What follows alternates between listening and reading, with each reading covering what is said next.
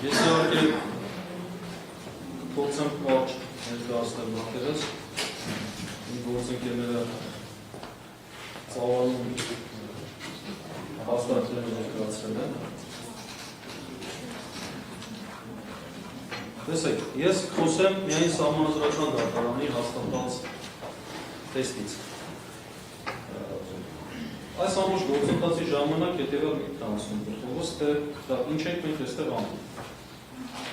Վերջով այսքան ուժ մարդիկ հավաքվել են եւ փորձում ենք Միքայել Սրբազանի մեղադրանքից մենք պաշտպանվել, մեղադրողը մեղադրանքն է պաշտպանում եւ դատարանները փորձում են հասկանալ, թե որն է իրականությունը, որում իրավունքի բառի հենց արմատը իրավ բառն է, որը որ նշանակում է ճշմարտություն, այսինքն ամեն ինչի չափանիշ է ճշմարտությունն է։ Հիմա հարցերը այսպես է, արդյոք Միքայել Սրբազանի այդ խոսքը դա կոչ է։ Ինքը շատ բարձր է, դեք ես ուղղակի երբեմն լինում է իրավիճակը, երբ որ շատ բարձ բան է, եւ չես կարողանում բարձ խոսքերով բացատրել։ Շատ բարձ բան է, արդյոք դա կոչ է։ Եթե կոչ է, սկսենք դրանից, ապա արդյոք սարքելորեն հետախնդելի կոչ է։ Հիմա, երբ որ մենք նայում ենք սահմանադրական դատարանի որոշումը, խոսքը վերաբերում է 2008 թվականի 766 որոշման մասին։ Ուրեմն այս որոշումը քրեական օրենսգրքի նախկին խմբագրման 301 հոդվածին էր վերաբերում, որը ըստ էության որոշ փոքրիկ խմբագրումներով համապատասխանում է ներկայիս 422 հոդվածին, որի մեջ մեղադրվում են մեր վստահողները։ Տեսեք, սահմանադրական դատարանը ինչ է ասել։ Ես ուզում եմ այս հատվածը մեջ բերել եւ խոսքս շարունակել։ Ասում է, պետական իշխանությունը բռնությամբ զավթելուն ուղղված հրապարակային կոչեր, սահմանադրական կարգը բռնությամբ փոփոխելուն ուղղված հրապարակային կոչեր, հասկացությունները, քրեական օրենսգրքի 301 հոդվածի սահմանադրաիրավական իմաստով պետք է հասկանան։ Օրենսդիր, գործադիր կամ դատական իշխանության մարմինների, պետաիշխանական գործառույթներին սահմանադրությամբ սահմանված կարգի խախտման, բռնությամբ կամ դրա գործադրման անմիջական եւ իրական սպառնալիքով իրանալու համար, գործողություն պլանավորելու, կազմակերպելու, նախապատրաստելու կամ իրականացնելու նպատակով այլ անձանց մասնակից դարձնելու դիմում կամ հրավեր։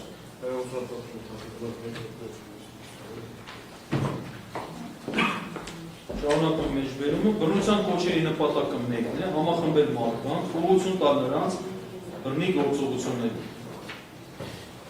Հանցակազմի արկայության համար էական է, որ բռնության կոչերը հրապարակային բռնի կրեն, այսինքն լինեն բացահայտ եւ ընկալելի, ուղղված մարդկանց լայն շրջանակի, նրանց դրդելով բռնության կիրառման։ Հիմա պատվաժան դատարան, ինչ ենք հասկանում մենք այս սահմանադրական դատարանի տեսքից։ Նախ եւ առաջ պետք է կոչը շատ բարձ բան է, ինքը պետք է ուղղված լինի ապագային, այսինքն որոշակի գործողություններ, ընդ որում մեջը պարունակի բռնության կամ դրա գործադրման անմիջական կամ իրական սպառնալիք, գործողություն պլանավորելու, կազմակերպելու, նախապատրաստելու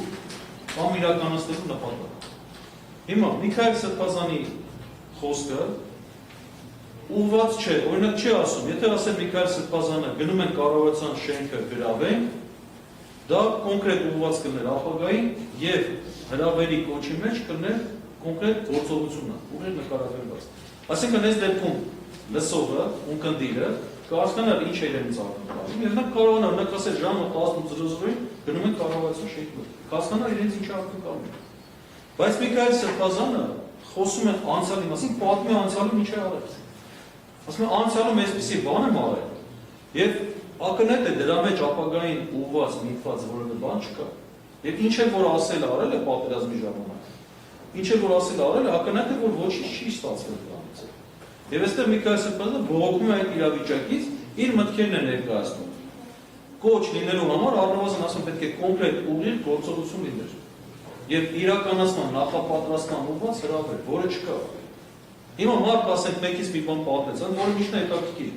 Մեր իրավապահ մարմինների մոտեցումն է պատմում։ Իսկ եթե մարդը մի բանը մի 5 անգամ պատմի, 5 անգամ ամրել են նման կոչ արել։ Ես ուզում եմ նաև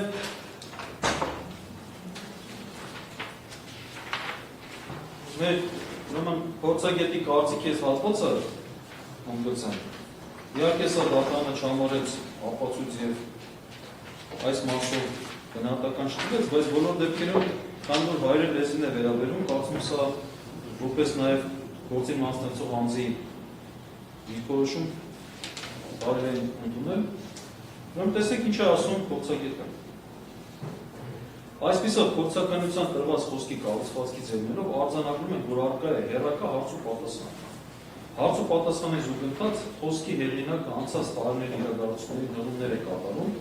դրանք վերապատմում, վերլուծությամբ, իսկ խոսքն ավարտում է իր հարցերի հասցեատերին ուղղված հանդիմանանքով։ Խոսքի ամբողջ ընթացքում հեղինակը վերարում է մեծաթիվ սահմանական, ուրեմն լսում եք, չկա, ասում են, գնացել եք, մտել եք, խոսում եք, նշանակում է չես տարել, ըղձական, դիներ ասի, չունես գան կանեն,